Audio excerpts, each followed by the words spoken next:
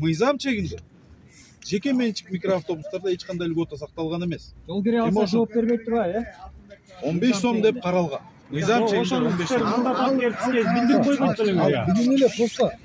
Ошол үчүн фирма внутри фирманын ичинде чечкенсиңер. Ар бир айдоочулардын мындай жана как бы неписанный закон болуп калган. Жо мажбурлоо болгонбу ошону эбайке? Мажбурлаганда же мажбурлаган эмеспи? Өзүң уктуң. Провокация кылып атасың, жаатан бери мына максаттын сөзүн жаңы эле өзүң уктуң. Ал кезде мен жок болчумун.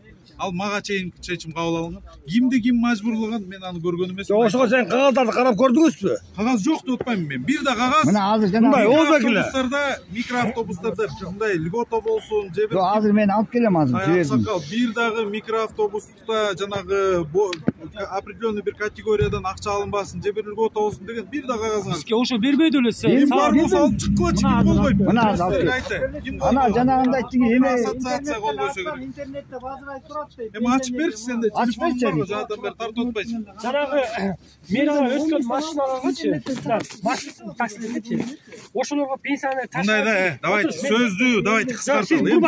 Улам эле бирин суроону. Сиз мен берген суроого жооп бере албай отурсуз. Эмне деп жооп бере албайсың? Кайсы сурооңузга жооп бербейм? Эгерде мэрага өткөн машиналарды пенсионерди бекет ташып берет, силерге ошол пенсионер барынча таштанады, айына акча төлөп бересиңерби? Пенсионерлерди бекет ташыбайсыңарбы? Жок.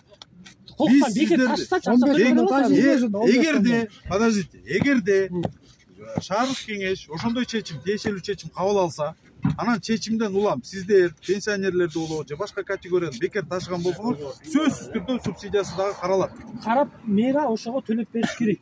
Жыргалбайке, ушуга чейин эгерде шаардык кеңеш кабыл алса ошондой чечим, анда ошол ишке ашат. Ошону ашыш керек. Бүгүн да андай чечим жок. Силер кыла албай эле жөнүнөн мажбурлай бергендин кереги жок.